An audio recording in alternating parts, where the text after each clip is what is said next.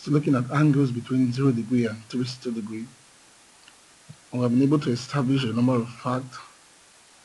So we have 4 Cartesian coordinates such that we have this as A, S, C, and T. In this first quadrant A, it means that all the trig ratios are positive. Sine of angles there, tan of angles, and cosine of angles. And for the second quadrant here, which we have between 90 degree and 180, we have S there, which means that only sine here is positive, only sine of angles, cosine of angles, and tangent of angles are negative. In the third quadrant here, we have C, which means that only cosine of angles is positive, tangent of angles and sine of angles negative there. And we have that the angles lie between 180 and 270 degree. In the fourth quadrant, we see that we have T, only tangent of angles are positive here. And we see that cosine of angles and sine of angles are negative. And angles that falls within this region lies between 270 and 360 degree. So attempt to take the first out of the first quadrant first. Angles that falls between 0 degree and 90 degree. So we have 0 degree is less than theta, and theta is less than 90 degree. So how do we calculate angles? That's for the first quadrant, such that we have something like sine 60, cos 60,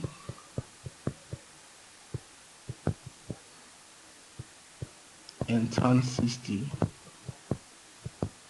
You know, we are very familiar with this. All we need to do is to go to our 4-figure table, we check the sine of angles, and check 60 sine of angles, check 60 under 0, you will get 0.8660. This will give me 0.5,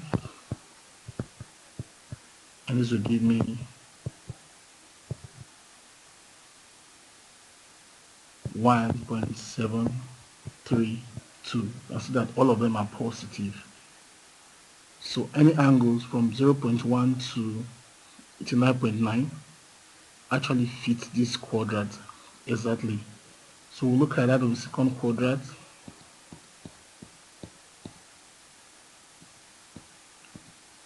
For the second quadrant, we have angles between 90 and 180.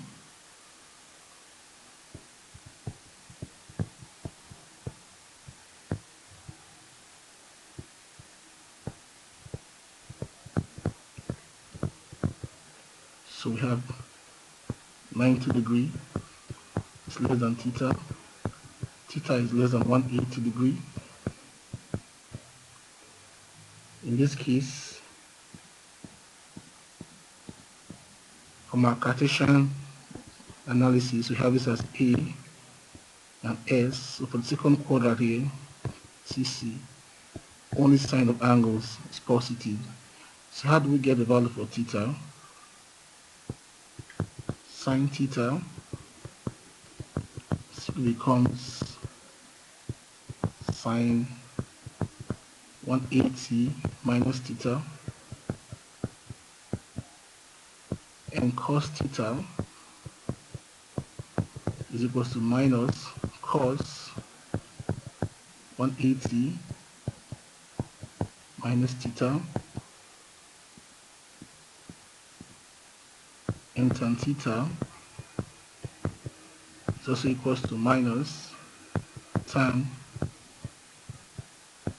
180 minus theta. So for this case, we can see that both cos and tan, they are negative. Like we saw here, only sine is positive, but we must subtract theta given from 180 for angles that lies between 90 degree and 180 degree. So we'll take a typical illustration, say 120 degree. Let's take 120 degree. So what will be sine 120 degree? Cos 120. So sine 120 degree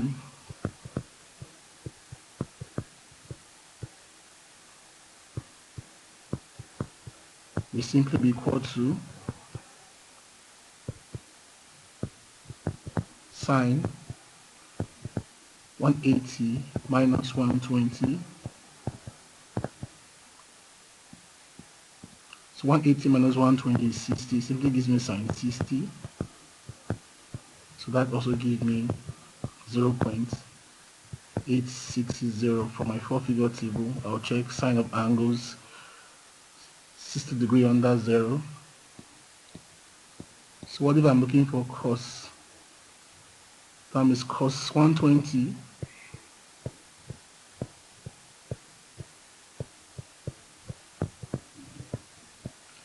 simply comes minus cos 180 minus 60